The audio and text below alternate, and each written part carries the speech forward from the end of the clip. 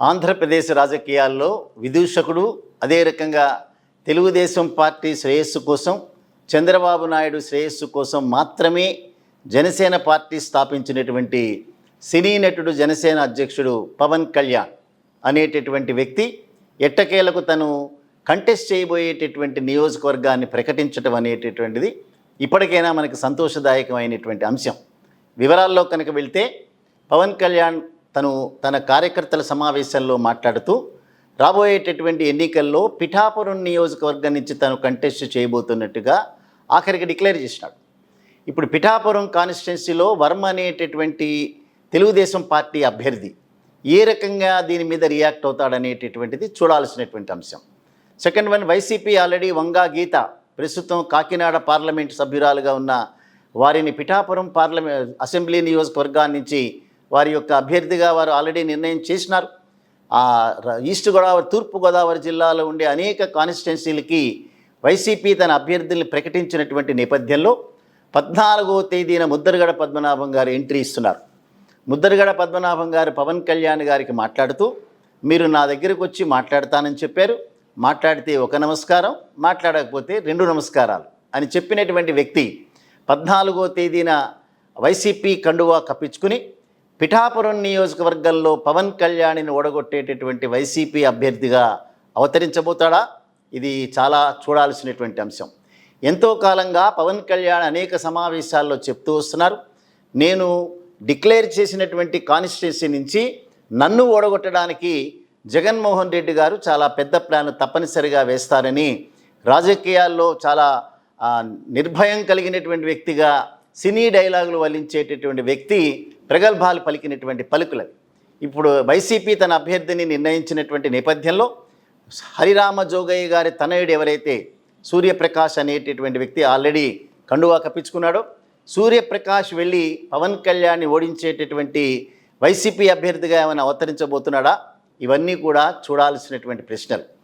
East Godavari జిల్లాలోనే మరొక ముఖ్యమైనటువంటి సంఘటన జరిగింది. ఏమిటంటే యనమల రామకృష్ణుడు తమ్ముడైనటువంటి యనమల చిన్ని కృష్ణుడు అనేటటువంటి వ్యక్తి 2014 సంవత్సరంలో, 2019 సంవత్సరంలో తుని నియోజకవర్గాన్ని నుంచి తెలుగుదేశం పార్టీ అభ్యర్థిగా వైసీపీ అభ్యర్థి అయినటువంటి ప్రస్తుత మంత్రి దాడిశెట్టి రాజా చేతిలో ఘోరంగా ఓడిపోవటమే కాకుండా తర్వాత జరిగినటువంటి అనేక పరిణామాల్లో తన అన్న అయినటువంటి యనమల రామకృష్ణుడి యొక్క డాటర్ని మాత్రమే రాజకీయాల్లో ప్రోత్సహిస్తున్నటువంటి నేపథ్యంలో కినుక వహించినటువంటి యనమల చిన్ని కృష్ణుడు రేపు 15, 16 తేదీల్లో వైసీపీ పార్టీలో జాయిన్ అవ్వటం అనేటటువంటిది తూర్పుగోదావరి జిల్లాల్లో వైసీపీ మరింత బలపడేటటువంటి పార్టీగా అవతరించబోతుంది అనేటటువంటిది మనం గమనించాలి.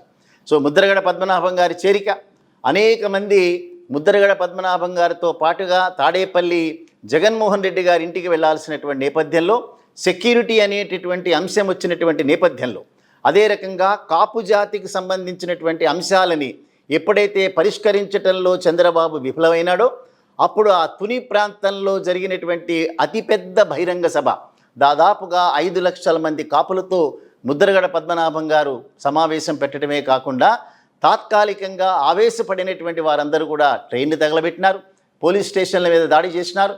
ఇవన్నీ కూడా చంద్రబాబు నాయుడితో జతకట్టినటువంటి పవన్ కళ్యాణ్ని ఓడగొట్టడానికి తప్పనిసరిగా పరికరించేటటువంటి అంశాలుగా మాత్రమే మనం పరిగణించాలి.